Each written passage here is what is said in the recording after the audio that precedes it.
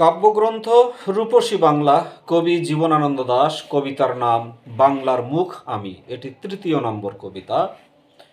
বাংলার মুখ আমি দেখিয়াছি, তাই আমি পৃথিবীর রূপ খুঁজিতে যাই না আর।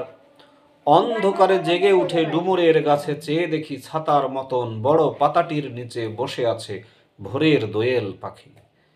চারিদিকে চেয়ে দেখি পল্লবের স্তূপ, জাম, বট, কাঁঠালের, হিজলের, অশথের করে আছে চুপ।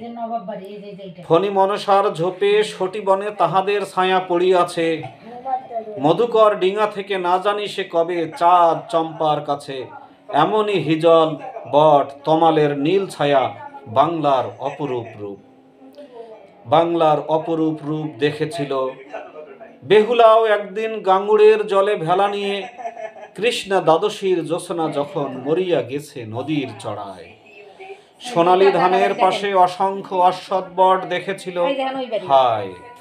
শ্যামার নরম গান শুনেছিল একদিন অমরায় গিয়ে ছিন্ন খঞ্জনার মতো। যখন সে নেচেছিল ইন্দ্রের সভায়। বাংলার নদী, মাঠ, ভাটফুল, ঘুঙুরের মতো তার কেঁদেছিল পায়। ধন্যবাদ সবাইকে। জীবনানন্দ দাশ আবৃত্তি শোনার জন্য।